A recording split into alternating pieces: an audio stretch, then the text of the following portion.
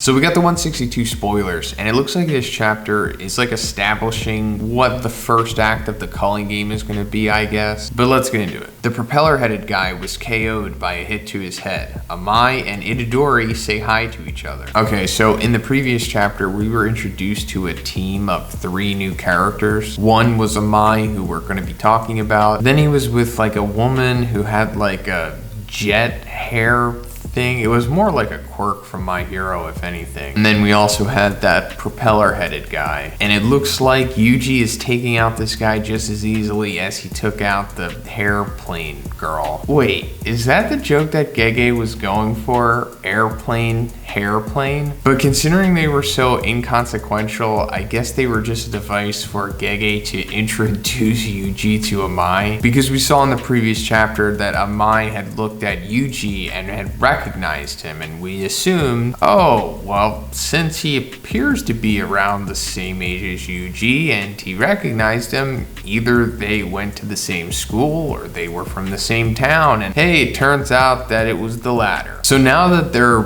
buddies for the most part, I'm assuming that this means Yuji is going to have the same dynamic as Fushiguro in like the first act of this arc, meaning they're going to have like a person that they're going to need to protect essentially, and also, you know, somebody to bounce off of, because it would kind of be boring if Yuji was by himself. Same thing with Fushiguro, who we're going to be talking about. And also, like I said, protect. It's implied that Amai is probably like a weakling compared to Yuji, so he's definitely going to have to protect him. And that also raises the stakes, especially against opponents that are, you know, probably going to be weaker than Yuji, that could just use Amai as leverage against him. I would say at this point in the series, Yuji is deceptively powerful. Like, I wouldn't be surprised if a lot of people right now maybe underestimate how powerful Yuji is. And that's not even like me being like, you don't understand. I'm saying like the story hasn't been like too outright about it. It's been more subtle. I think we like especially really see it when he fought Akotsu a couple chapters back. But anyway,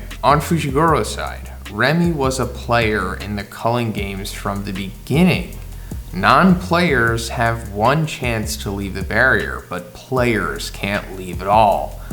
Okay, so things just got really interesting, because this could mean a few things. So first, it could mean that Remi possibly is one of those people who were like marked by Kenjaku and maybe wasn't even aware of it, similar to Sumiki, Fushigoro's sister. That could mean that Gege might be throwing our boy a bone here, and this might be like the beginning of Fushigoro's romance, maybe, because, you know, it relates to his main objective here, which is getting his sister out of the culling game. So if Remi is similar to his sister, but, you know, also not his sister, because that's like the only female that Fushiguro has had interest in this whole series, but it's never that easy. So I'm assuming that it's going to go into the opposite direction here, and that Remi might be acting. Like, what we've seen of her so far may have just been a facade. And she's actually a sorcerer from 1,000 years ago that made a deal with Kenjaku. And that would be especially cool, because coming into the culling game, like in the previous chapter, he was telling Yuji about how there's going to be some sorcerers in this game who are like 1,000 years old. Some, you know, even 200 years old. And to like, you know, be wary of them. So the fact that he like immediately runs into one of them and is essentially tricked by them in the process. It's also even possible that Remi picked Fushiguro herself, because maybe she's aware that he's a Zenin or